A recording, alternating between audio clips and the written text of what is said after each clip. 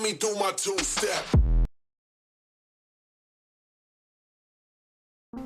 कि सबसे पहले मेरा रब उसका महबूब मेरा गौस और ख्वाजा है। सबसे पहले मेरा रब उसका महबूब मेरा गौस और ख्वाजा है। तू पंचवक्ता नमाजी है और अपनी सोच में राजा है। सबसे पहले मेरा रब उसका महबूब मेरा गौस और ख्वाजा है। तू पंचवक्ता नमाजी है और अपनी सोच में राजा है। पर उसके साथ वालिदैन की खिदमत भी ज़रूरी है। पर उसके साथ वालिदैन की खिदमत भी ज़रूरी है, क्योंकि माँ जन्नत है और बाप दरवाज़ा।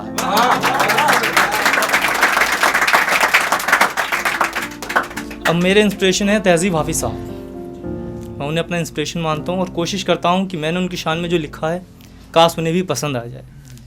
तो इसी पे मैं बात करता हूँ कि अमानते खुदा है वो, अमानते खुदा है वो शायरों की जान है। अमानते खुदा है वो शायरों की जान है। कि नाम उसका हाफी है वो अदब की ज़ुबान है। अमानते खुदा है वो शायरों की जान है।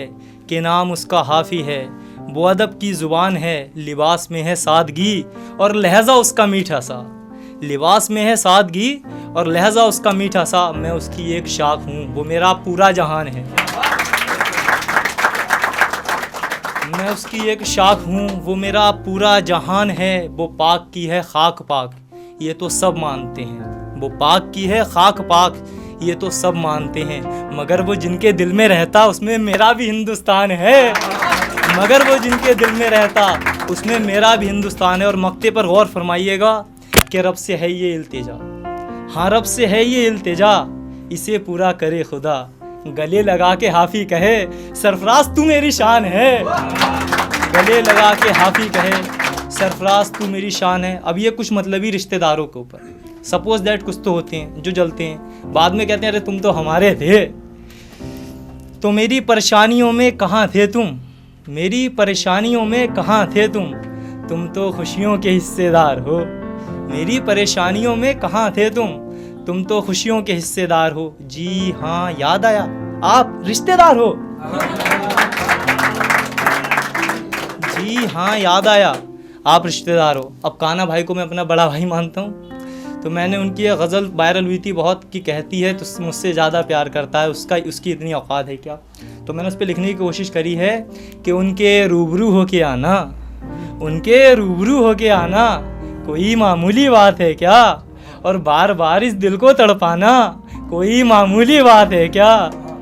मैं शायर हूँ मियाँ और आप मुझे हल्के में लेने की बात कर रहे हैं। मैं शायर हूँ मियाँ और आप मुझे हल्के में लेने की बात कर रहे हैं। अपना दर्द मुस्कुराकर ज़माने को सुनाना कोई मामूली बात है क्या। अपना दर्द मुस्कुराकर ज़माने को सुनाना कोई मामूली बात है क्या।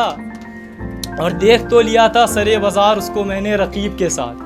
कान्हा भाई की नज़र कि देख तो लिया था सरे बाज़ार उसको मैंने रकीब के साथ, फिर भी उसकी पाकीज़गी की कसम खाना कोई मामूली बात है क्या।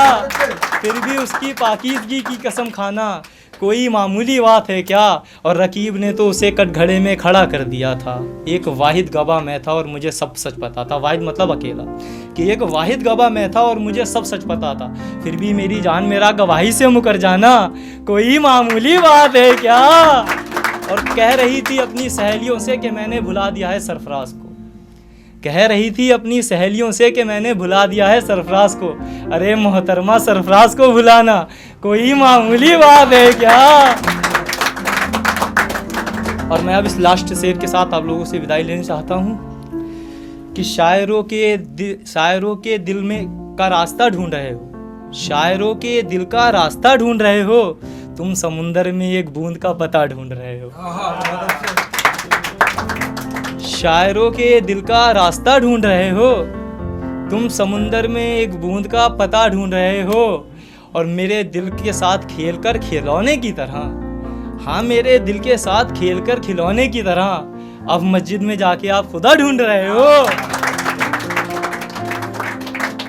और ये लास्ट है कि काश मेरी मौत में, काश मेरी मौत में, सपोज दैट जैसे कि इंसान इश्क के बाद तो मर गया, तो उससे एक आवाज़ सी आती है, उसी रूह से आप समझ लीजिए कि काश मेरी मौत में कुछ तो हिस्सा तेरा हो। काश मेरी मौत में कुछ तो हिस्सा तेरा हो, जो मेरा कफन होना वो दुपट्टा तेरा हो।